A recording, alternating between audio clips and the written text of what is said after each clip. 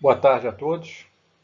Obrigado novamente à organização pelo convite para poder participar de mais essa versão do curso de pós-graduação da Suprema sobre laparoscopia avançada em urologia. Agradeço pessoalmente ao Anacleto pelo gentil convite para renovar mais essa minha participação. Felizmente, esse ano tive que participar de maneira remota, mas espero que o ano que vem a gente volte a participar presencialmente.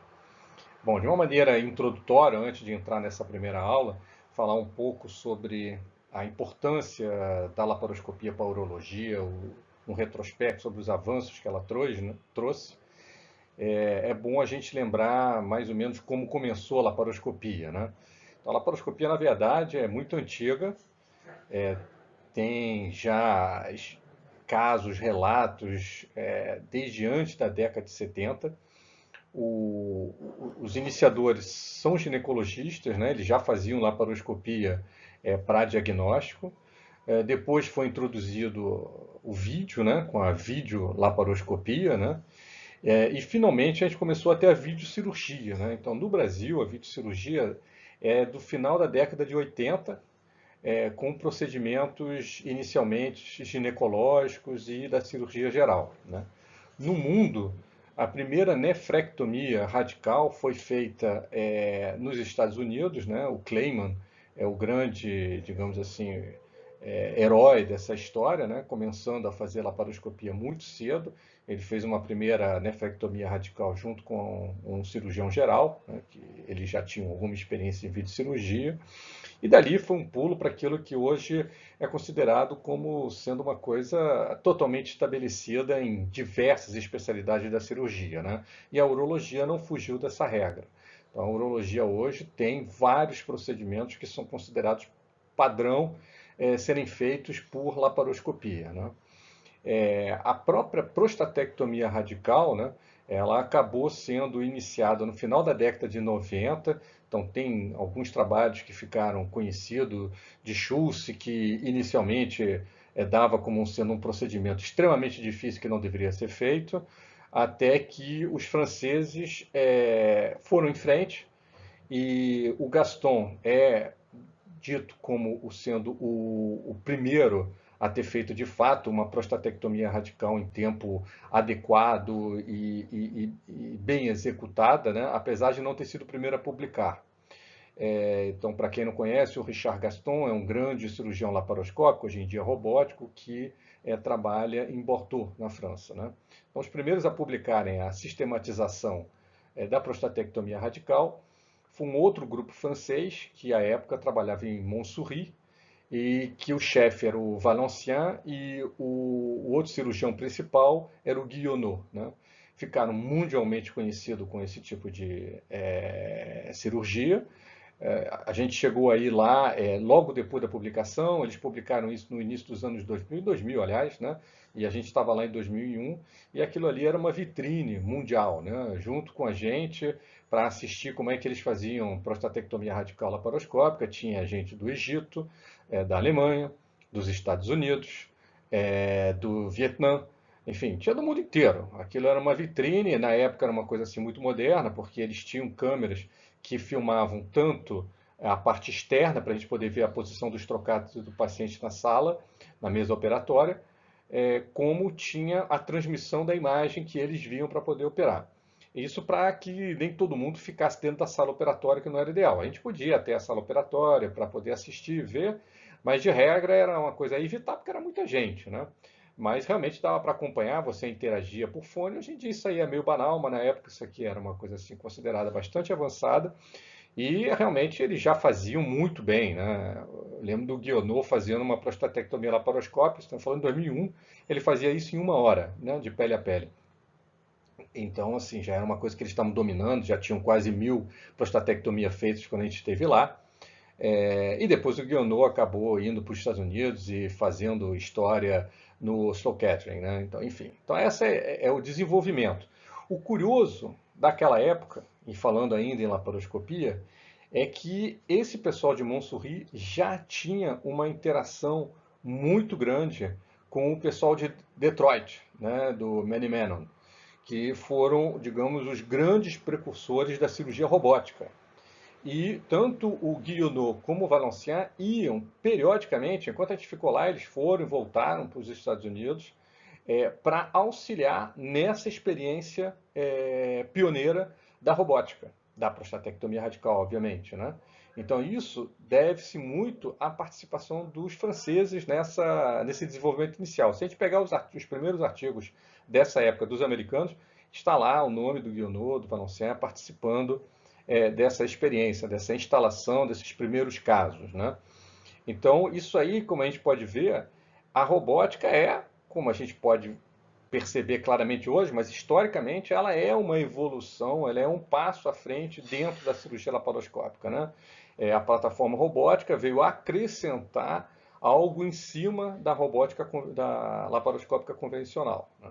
Então, tudo isso são etapas, né? A gente tem uma etapa de sucessão entre os procedimentos. É claro que isso não aboliu a laparoscópica, né? A robótica ainda enfrenta um problema do custo para seu desenvolvimento, apesar de ser cada vez mais difundido. Eu não digo nem nos Estados Unidos, que já está difundido há muito tempo, em grande quantidade, mas eu digo em outros países e o nosso próprio país, né? No Brasil já tem cada vez mais plataformas robóticas, então isso pouco a pouco está se tornando uma realidade. Acho que cada vez mais hospitais vão ter uma plataforma robótica.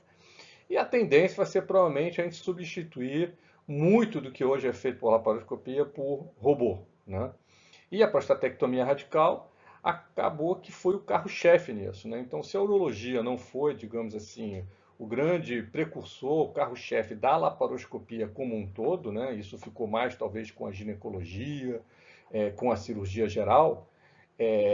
A urologia acabou sendo o grande motor da robótica, né? A cirurgia considerada o carro-chefe da cirurgia robótica, né, é até hoje a prostatectomia radical, apesar de que, obviamente, o robô é usado para cirurgias de diversas outras especialidades hoje em dia, né? Tórax, cirurgia geral, cabeça e pescoço, ginecologia, enfim, tem uma grande quantidade de procedimentos que hoje são feitos de maneira sistemática por robô, né? Mas o carro-chefe é a urologia. A urologia, nesse caso, acabou sendo o que alavancou todo esse desenvolvimento da cirurgia robótica, né?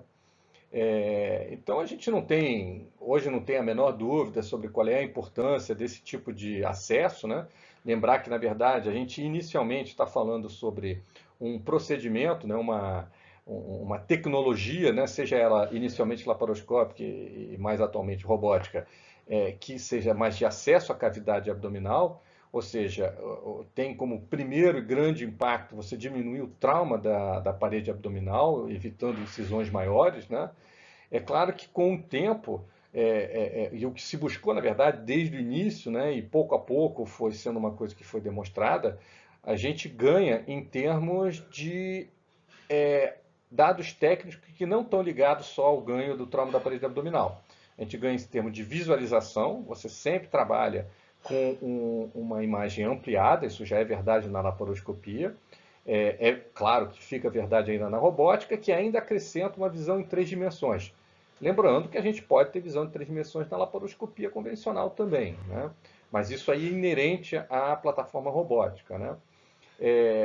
E a gente consegue ter acesso pela angulação de entrada a certas estruturas com uma facilidade às vezes maior do que a gente vai ter na cirurgia aberta. A própria prostatectomia radical frequentemente não dá essa impressão, né? Porque a gente tem que trabalhar de forma retropúbica.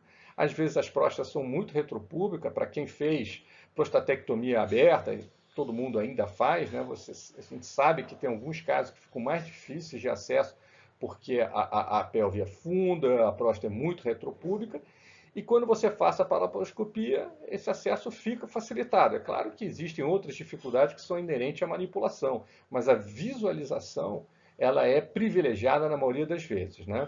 E quanto à manipulação, aí a gente tem o avanço da cirurgia robótica, né? Que traz, obviamente, como todo mundo já sabe, pinças que permitem uma rotação e uma desenvoltura, às vezes até superior do que a mão humana, né? Então você, na verdade, consegue associar a destreza próximo daquilo que você teria com a mão, até às vezes mais, junto com uma visualização privilegiada, né? Então são acréscimos que tendem a, digamos, também contribuir com o desenvolvimento da técnica da cirurgia. Então não fica só uma questão de você diminuir o trauma abdominal, né? O trauma da parede abdominal. Então, que é importante, a gente sabe que isso tem um impacto muito grande em cima da recuperação do paciente, né? Não só ele tem um pós-operatório internado mais curto, né? Como ele tem um retorno às suas atividades laborativas mais rápido, né? Suas atividades usuais mais rápido, por conta desse trauma da parede abdominal menor, né? Então isso já é em si um grande ganho, né? Mas associado a isso, a gente tem outras vantagens, né? A gente tem a vantagem também dessa melhor visualização, dessa manipulação que é facilitada e incrementada, né? Tanto na laparoscopia e principalmente na robótica, né? Que fez com que a técnica fosse evoluindo por conta desse incremento. Então, muito do que evoluiu da técnica da prostatectomia radical se deve a essa tecnologia nova. Não que a cirurgia aberta necessariamente tivesse que ficar no passado, não é isso. A cirurgia aberta ainda tem espaço, obviamente, né? Até pelo custo que o equipamento representa, mas também porque, à medida que a técnica foi evoluindo por conta dessas tecnologias novas, a prostatectomia aberta foi se adaptando. Ela também foi introduzindo novos elementos de dissecção, de preservação, seja lá do que for, em função dos trabalhos que foram surgindo pela aplicação da laparoscópica e muito mais pela robótica, né? Então, na verdade, todos vão andando junto, um puxando o outro, né? Sem esquecer que a aberta é a base do processo todo, né?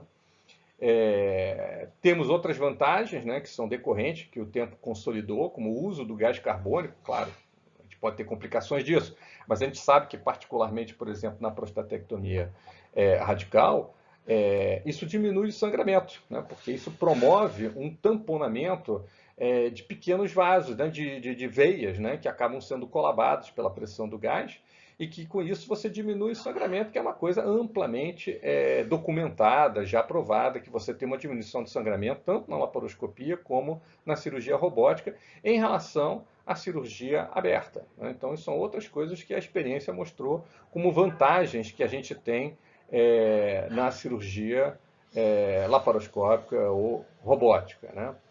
Enfim, e no Brasil a gente está indo junto, vários avanços técnicos, inclusive são contribuições brasileiras, né? A gente tem aí alguns trabalhos que eu não vou entrar em pormenor, que isso vai ser abordado melhor, muitas vezes pelo próprio autor dos trabalhos, né? Mas para a gente ter ciência de que, de fato, avançou, o Brasil está de frente nesse processo, a gente obviamente tem muito a andar se a gente quiser se equiparar alguns outros países, como o próprio Estados Unidos, né, que tem milhares de plataformas robóticas, a gente está muito longe disso ainda, mas a gente consegue já ter um desenvolvimento muito grande do robô no nosso meio. E a laparoscopia.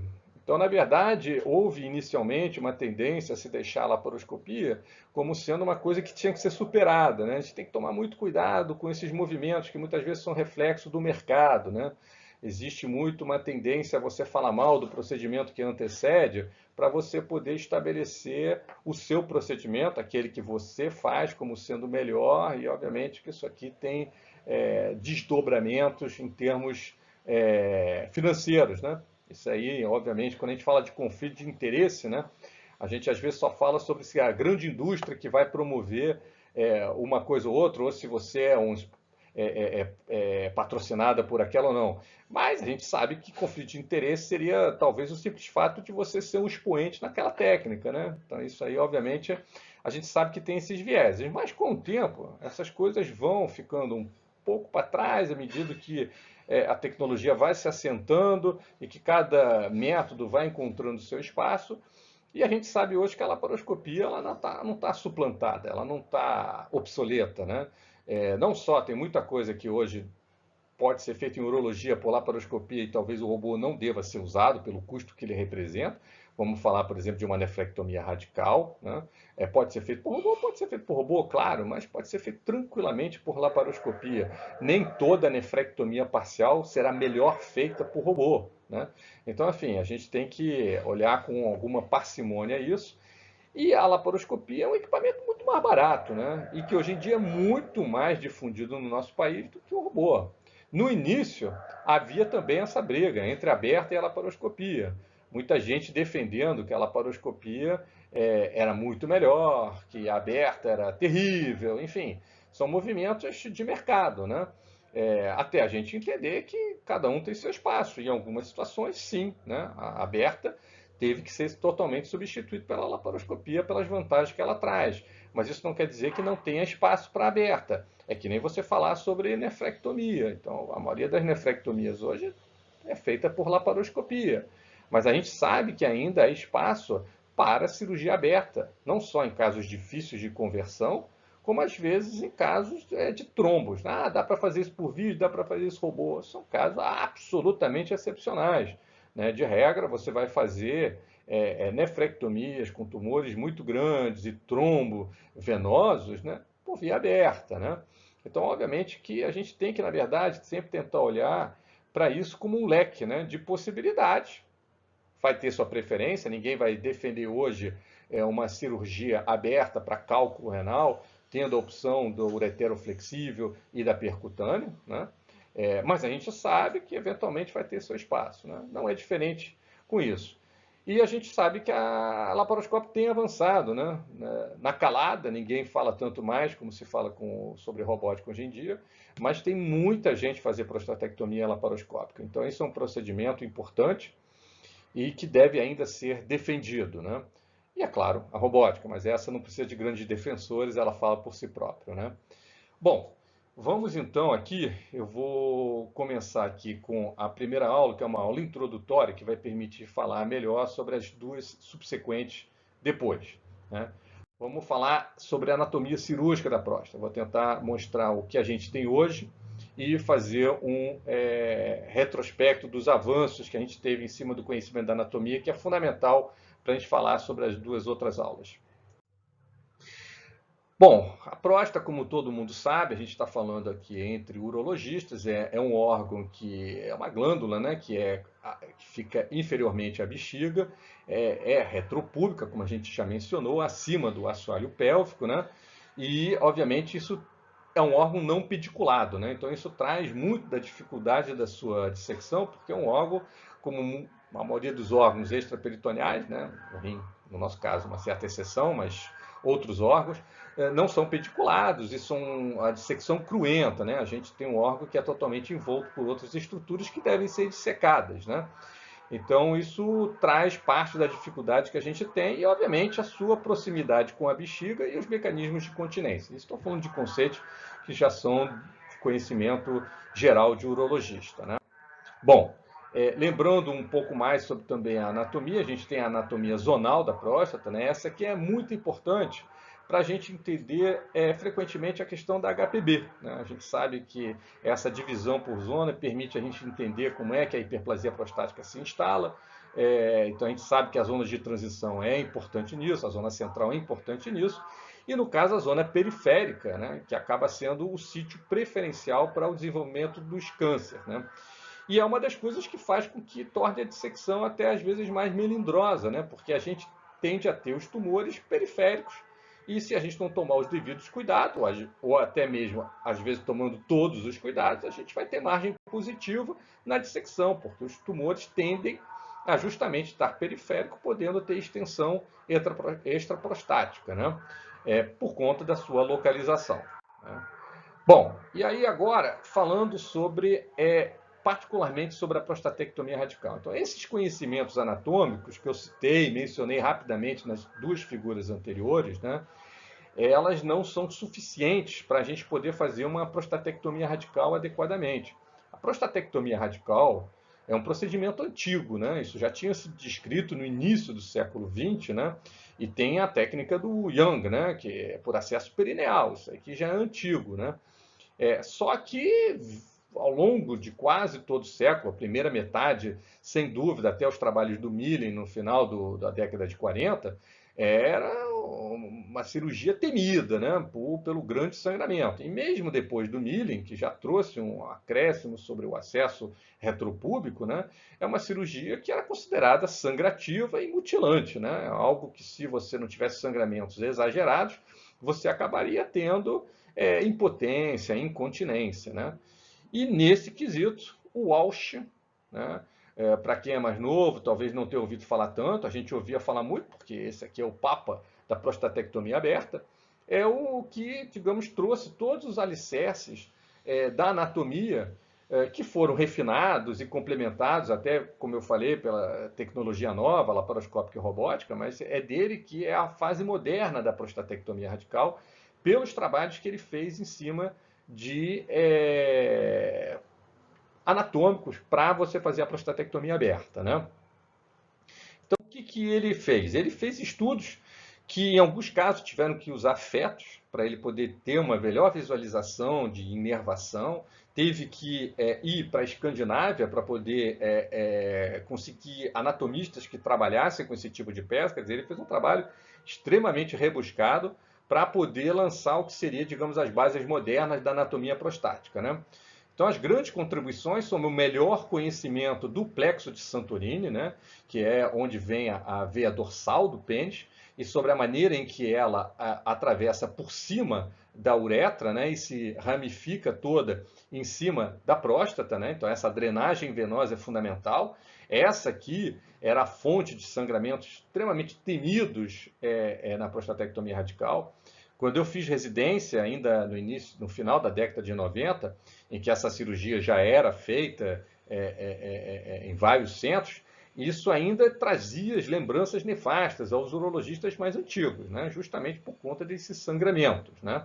Então, isso aí foi um dos grandes avanços sobre um conhecimento melhor dessa anatomia vascular, tanto da drenagem do plexo de Santorini, né, da parte venosa, como da parte arterial, né, que entra aqui, são os pedículos vésico-prostáticos, né, que a gente sabe que vão alimentar a próstata na confluência com o colo vesical. Bom, a outra grande contribuição, que foi uma da parte mais difícil dos trabalhos do Walsh, foi entender a relação entre a impotência e a cirurgia prostática, a prostatectomia radical. E com isso ele conseguiu ter um estudo bastante detalhado sobre o que seriam os feixes vasculos nervosos que levam os impulsos nervosos ao longo de toda a próstata e da base das vesículas seminais até os corpos cavernosos, né?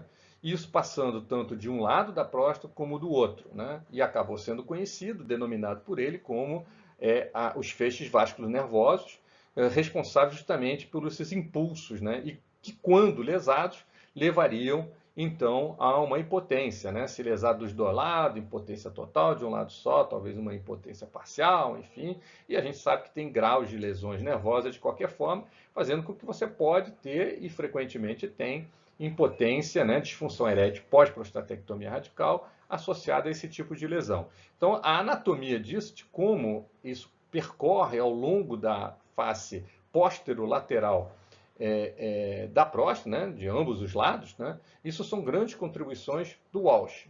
Como a gente vai ver, isso teve acréscimos, né, mas é dele esse conhecimento inicial e que embasou uma série de trabalhos e do desenvolvimento da prostatectomia radical aberta. Aqui são detalhes de como isso estava sendo descrito, como é que ele conseguiu mostrar que os feixes, muito dos feixes passam aqui, né, que seria, na verdade, entre uma parte da face que recobre a próstata, né, que seria, na verdade, a fáscia prostática, que se estende para a fáscia endopélvica, que recobre os elevadores do reto, e que entre essa fáscia e a próstata você teria justamente o feixe neurovascular, né? Então, isso aí é uma contribuição grande do trabalho do Walsh, né? Outra coisa foi um estudo bastante detalhado do esfíncter estriado, né, para poder entender melhor essa questão da incontinência pós-operatória, pós-prostatectomia radical. Então, conseguiu fazer um estudo mostrando que esse esfíncter ele fica em cima da uretra logo na emergência da próstata, recobre em parte o ápice prostático, né, e tem uma forma de ferradura. A gente tem a parte, digamos assim, muscular, quase na circunferência toda, com exceção da parte dorsal, em que, na verdade, é mais membranosa, né? Mas esse aqui é o esfíncter, né? Então, isso aqui foi importante para, na dissecção apical, tentar poupar ao máximo esse esfíncter estriado e, com isso, diminuir a taxa de incontinência pós-operatória, né?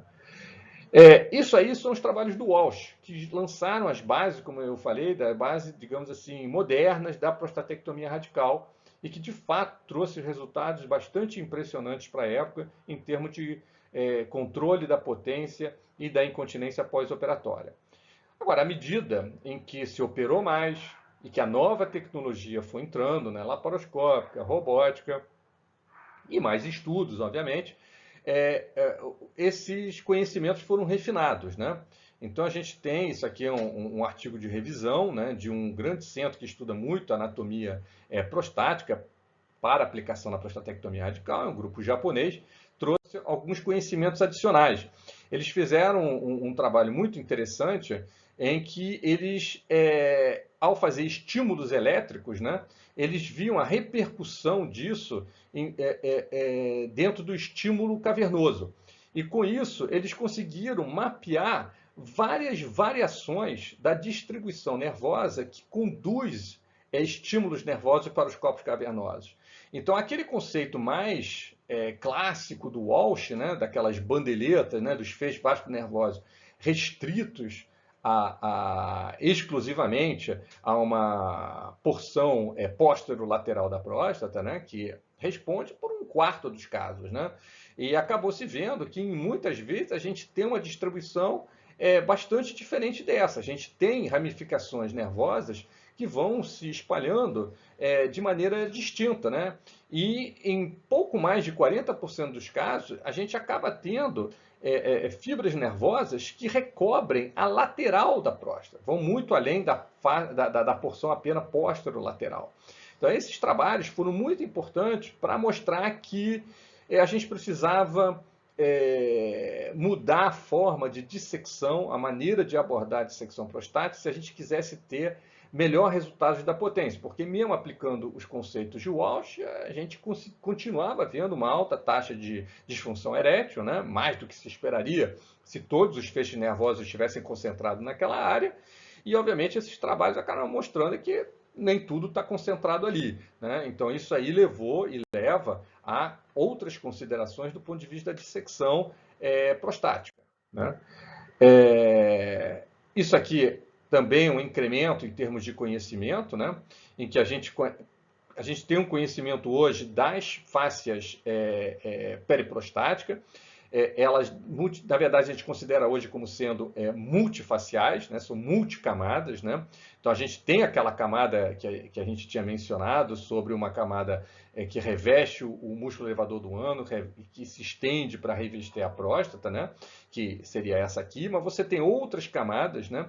E você tem que aprender a dissecar isso chegando o mais perto possível da próstata, sem lesar, sem entrar na próstata, tomando cuidado, obviamente, de se certificar que não há extensão tumoral naquele ponto, para você tentar preservar o máximo. Então, acabou se vendo que quando você tenta simplesmente fazer uma dissecção, por exemplo, entre essa face prostática que se estende para a endopélvica, né, que seria essa pontilhada aqui, e que você acaba encontrando o feixe vasculo-nervoso, né, mas em que você preserva ainda uma camada facial mais profunda, desenvolveu o conceito inicial de uma dissecção interfacial, ou seja, você vai dissecar uma camada de fáscia, mas não a mais profunda, e você vai com isso poupar a inervação o máximo possível.